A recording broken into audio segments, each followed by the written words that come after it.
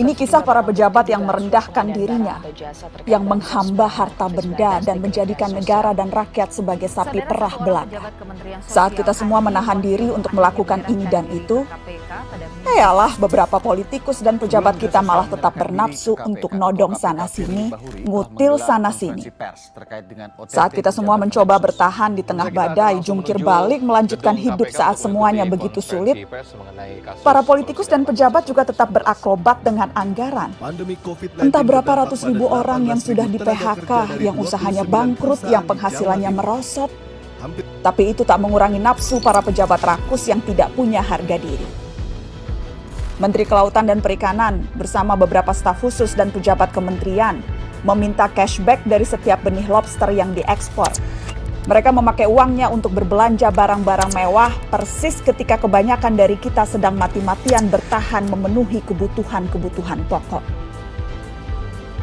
Saat banyak orang kelimpungan mencari ruangan perawatan karena kamar-kamar rumah sakit sudah sesak dengan pasien COVID, Wali Kota Cimahi malah memperjualbelikan izin pembangunan rumah sakit. Dan yang lebih gila lagi, para pejabat Kementerian Sosial berikut dengan menterinya sekaligus malah menodong para vendor dengan uang cashback. Mereka meminta Rp10.000 dari setiap paket bantuan sosial. Paket senilai Rp300.000 untuk meringankan beban hidup rakyat. Tega-teganya dipotong untuk dinikmati sendiri. Dan itu dilakukan oleh mereka yang disumpah untuk membantu rakyat bisa bernapas lebih mudah di tengah himpitan hidup. Inilah arti kebejatan yang sesungguhnya. Ampun ya Allah. Sejak awal, dana triliunan rupiah yang digelontorkan dalam bentuk bantuan sosial memang rentan diselewengkan. Sudah banyak yang memprediksi potensi ini. Mungkin memang kita tidak kaget, tapi bukan berarti kita harus maklum, bukan berarti kita tidak boleh marah.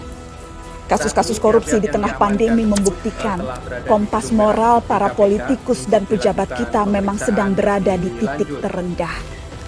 Bahkan pandemi yang membunuh banyak orang, menyengsarakan banyak orang, tak membuat para pelaku menahan diri dari hasrat memperkaya diri sendiri. Pandemi justru menjadi peluang untuk menggarong lebih banyak. Kegentingan dan kedaruratan justru jadi ruang baru untuk bertindak lebih brutal, lebih banal, lebih ugal-ugalan, dan lebih tidak tahu malu. Publik, kita semua justru dibebani pekerjaan tambahan. Selain harus bertahan hidup, kita justru harus lebih teliti mengawasi kebijakan dan penggunaan anggaran. Tambah capek, tambah pegel, tambah frustasi. Tapi pilihannya tidak banyak. Semakin kita apatis, semakin senang mereka menggasak uang negara. Pandemi terbukti melahirkan kebiasaan-kebiasaan baru, kecuali perilaku para politikus dan pejabat kita. Inilah kenyataannya. Sudah sebegitu bangkrutnya moral mereka. Memang kita tidak kaget, tapi sangat wajar dan sangat pantas untuk kita marah.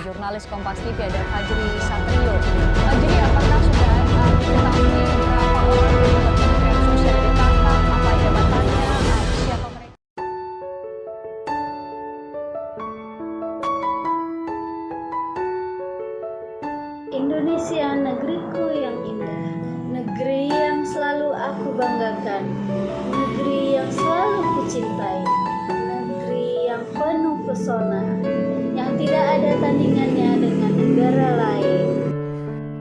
Tetapi lihatlah kini, Ibu Pertiwiku sedang bersusah hati.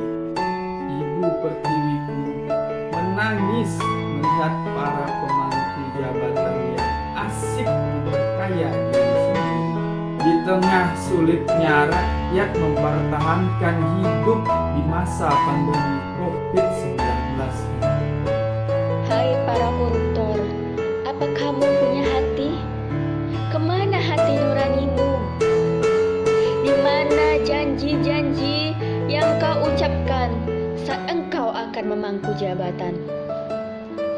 Lihatlah rakyatmu, lihatlah negerimu. Lihatlah apa yang terjadi pada mereka karena ulahmu. Wahai para ASN, jadilah engkau engkau ASN yang jujur, adil, dan peduli dengan rakyat dan negara. Jika Jika engkau engkau tidak merubah merubah dirimu, dirimu, maka maka hancurlah hancurlah negaramu.